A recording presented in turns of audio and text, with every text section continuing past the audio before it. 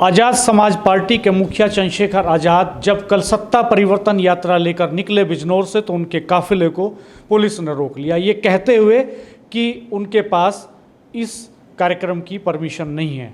इसके बाद चंद्रशेखर वहीं डट गए। संत रविदास मंदिर में उन्होंने महिलाओं को संबोधित किया। दिन भर जमावड़ा रहा और शाम को पुलिस उन्हें रोक नहीं सकी। भारी पुलिस बल की मौजूदगी में उनकी जो सत्ता परिवर्तन यात्रा है वो कल बिजनौर से शुरू हो गई। चंद्रशेखर आज़ाद नगीना के सांसद हैं। 2024 में बहुत ही करिश्माई ढंग से वो जीते थे।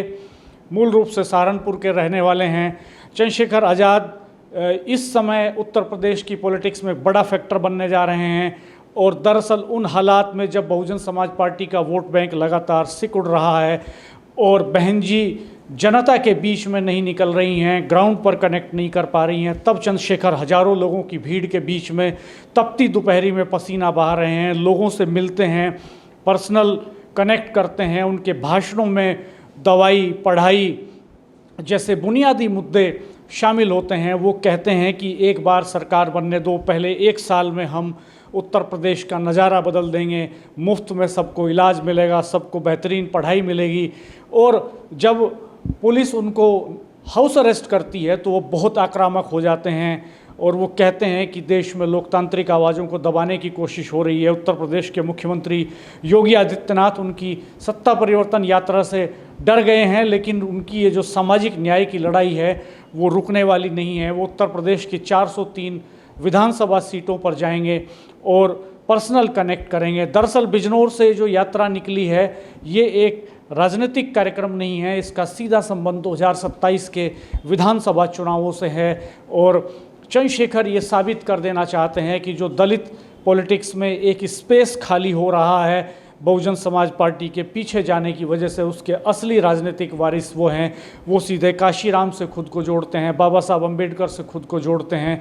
पार्टी में भी उन्होंने अपना नाम लिखा है। उनकी इस यात्रा में जन सैलाब उमड़ रहा है, नीला सैलाब उमड़ रहा है, लेकिन ये सैलाब वोट बैंक में कितना तब्दील होगा, उत्तर प्रदेश की चुनावी सियासत पर इसका कितना फ़र्क पड़ने वाला है, ये 2027 के चुनाव से पता चलेगा।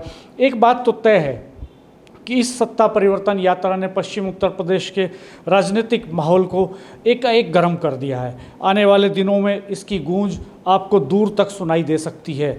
बहुत गर्मी है, उमस भरी गर्मी है। चंद्रशेखर पैदल चलते हैं, सभाएं करते हैं, कारों के काफिले के साथ चलते हैं और उन इश्यूज़ पर बात करते हैं जिनको मेन स्ट्रीम पॉलिटिक्स के बड़े नेता एड्रेस नहीं करते। उनका मुख्य फोकस दवाई पर, पढ़ाई पर, रोजगार पर, इन पर होता है। और अपने भाषणों में उनकी कोशिश रहती है कि उनके भाषणों में जो महिलाएं आ रही हैं, जो यूथ आ रहा है और जो कम पढ़े लिखे या बिना पढ़े लिखे बुजुर्ग आ रहे हैं, उनको वो सरल भाषा में समझा सकें कि वो सामाजिक न्याय की लड़ाई लड़ने जा रहे हैं। वो काशीराम की विरासत को लेकर के चल रहे हैं, वो बाबा साहब अम्बेडकर की विरासत को लेकर के चल रहे हैं। अपने भाषणों में वो कहीं भी बहन जी का जिक्र नहीं करते, वो काशीराम का जिक्र करते हैं, अम्बेडकर का जिक्र करते हैं, सामाजिक न्याय की लड़ाई का जिक्र करते हैं, बुनियादी सवालों का जिक्र करते हैं, समतामूलक समाज की बात करते हैं, धारा प्रवाह बोलते हैं, समझाने की शैली में बात करते हैं। बहन जी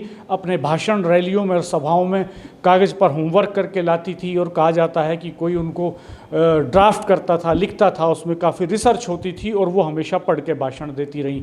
लेकिन चंद्रशेखर आज़ाद पढ़कर भाषण नहीं देते, वो धारा प्रवाह ढंग से बोलते हैं, आम लोगों की आम बोलचाल की भाषा में बोलते हैं। उनके सोशल मीडिया प्रोफाइल्स को आप देखेंगे तो आपको पता चलेगा उन तस्वीरों से कि वो कनेक्ट करने की कोशिश करते हैं, पर्सन टू पर्सन कनेक्ट करने की कोशिश करते हैं, युवाओं को गले लगाते हैं, बुजुर्गों के सामने सर झुकाते हैं, महिलाओं के साथ अलग से संवाद कर रहे हैं। और इस तपती दोपहरी में उनकी जो ये यात्रा है किस तरह से उत्तर प्रदेश की सियासत को बदलेगी, ये आने वाले 15-20 दिन में तय होगा। और उनकी इस यात्रा से किस कदर हलचल मची हुई है उत्तर प्रदेश की पॉलिटिक्स में, ये आप देख सकते हैं। खास तौर पर बेचैनी है समाजवादी पार्टी के खेमे में, खास तौर पर बेचैनी है कांग्रेस के खेमे में।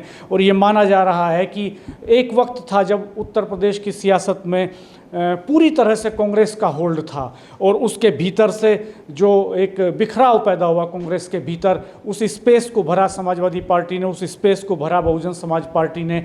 और एक लंबे दौर तक लगभग 3 दशक से ज़्यादा समय हो गया ये पार्टियां उत्तर प्रदेश की मेन स्ट्रीम पॉलिटिक्स में बनी हुई हैं, दमदारी से बनी हुई हैं, लंबे समय सत्ता में भी रहती हैं। लेकिन अब जबकि पिछले 2 बार से लगातार 10 साल से भारतीय जनता पार्टी की सरकार है, योगी आदित्यनाथ मुख्यमंत्री हैं, तो 2027 का चुनाव ये भी तय करेगा कि क्या भाजपा का रिजीम इस बार ख़त्म हो जाएगा, बदल जाएगा, और बदल जाएगा तो कौन उसको रिप्लेस करेगा। क्या चंद्रशेखर तमिलनाडु की तरह एक करिश्माई नेतृत्व के तौर पर उभरेंगे। दरअसल इन सवालों के जवाब तब मिलेंगे जब चुनाव से पहले गठबंधन की दशा और दिशा तय हो जाएगी। 3 विकल्प हो सकते हैं चंद्रशेखर के सामने। हो सकता है कि वो अकेले चुनाव मैदान में जाएं और तमिलनाडु के मॉडल पर इलेक्शन लड़ें, अपने आप को परिवर्तन का नायक साबित करने की कोशिश करें। इसमें उनका टेस्ट होना बाकी है। ये देखना होगा कि कितना मुसलमान उनके साथ भरोसा करता है, कितना दलित उनके साथ जुड़ता है। ये महत्वपूर्ण फैक्टर होगा इसमें। लेकिन एक दूसरा विकल्प ये हो सकता है कि वो गठबंधन की राजनीति में चले जाएं और वो समाजवादी पार्टी और कांग्रेस के खेमे के साथ गठबंधन कर लें। अगर वो ऐसा करते हैं तो उनका अपना व्यक्तिगत पार्टी का जो जनाधार है वो कैसे बढ़ेगा। चूँकि दलितों के एक हिस्से पर, एक वोट बैंक पर पकड़ मायावती की है, एक हिस्से पर मुस्लिमों के एक बड़े हिस्से पर पकड़ इस वक्त समाजवादी पार्टी की है, तो क्या समाजवादी पार्टी उनको अपने साथ लेने का जोखिम उठा पाएगी। अगर ऐसा होता है तो उत्तर प्रदेश के समीकरण अलग ढंग से बनेंगे। लेकिन एक तीसरा विकल्प ये भी हो सकता है कि वो एक तीसरे मोर्चे का गठन करें, वो अपने जैसे छोटे दलों को अपने साथ मिला लें। कहा जा रहा है कि ओवैसी की पार्टी उनके साथ आ सकती है, तो क्या वो ये जोखिम लेंगे कि ओवैसी की पार्टी को गठबंधन में साथ ले लें, या और कई छोटे दलों को मिलाकर के एक तीसरे फ्रंट का निर्माण करें। तो ये देखने वाली बात होगी। 2027 के पहले के हालात ये भी बताएंगे कि चंद्रशेखर की कूटनीतिक समझ कितनी गहरी हुई है सांसद बनने के बाद, उनकी जनता की नब्ज को पकड़ने की क्षमता कितनी ताकतवर हुई है, कितनी बेहतरीन हुई है, ये भी देखने वाली बात होगी। और ये भी देखने वाली बात होगी कि ये जो भीड़ जुट रही है इस वक्त चंद्रशेखर की परिवर्तन यात्रा में, क्या जब बहन जी निकलेंगे उत्तर प्रदेश में, या वो अपनी विरासत को, आकाश आनंद को ट्रांसफ़र करने की रणनीति बना करके निकलती हैं अगर 2027 में।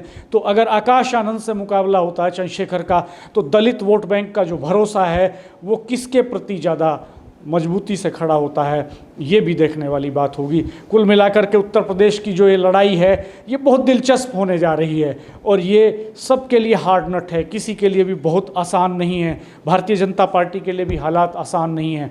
कल कॉकरोच पार्टी का दिल्ली में डेमोन्स्ट्रेशन होने जा रहा है, अभिजीत दीप के कल वहाँ आ रहे हैं, तो इस पर भी पूरे देश की नज़र लगी हुई है कि कल दिल्ली में क्या होता है। क्या दीप के अरेस्ट हो जाते हैं, क्या दीप के वहाँ पर अपना डेमोन्स्ट्रेशन शांतिपूर्ण ढंग से करने में कामयाब हो जाते हैं, और इन दोनों ही हालात में वो किस तरह का संदेश देते हैं, पूरे देश से किस तरह का सपोर्ट उनको मिलता है, ये सब देखने वाली बातें होंगी। और इनका उत्तर प्रदेश के इलेक्शन पर जाहिरा तौर पर एक बड़ा असर पड़ने वाला है। आप हमारे चैनल सियासी पंचायत को देखते रहिएगा, सब्सक्राइब कीजिएगा, बेल आइकन प्रेस कर दीजिएगा, नोटिफिकेशंस ऑन कीजिएगा। हम उत्तर प्रदेश की जो सियासत की नब्ज है, उसकी जो धड़कन है, उसको पकड़ने, उसको समझने की कोशिश करेंगे, और उससे जुड़ी गहराई से विश्लेषणात्मक रिपोर्ट्स, ग्राउंड रिपोर्ट्स, नेताओं के इंटरव्यूज़ यहाँ आपको मुहैया कराएंगे। धन्यवाद, नमस्कार।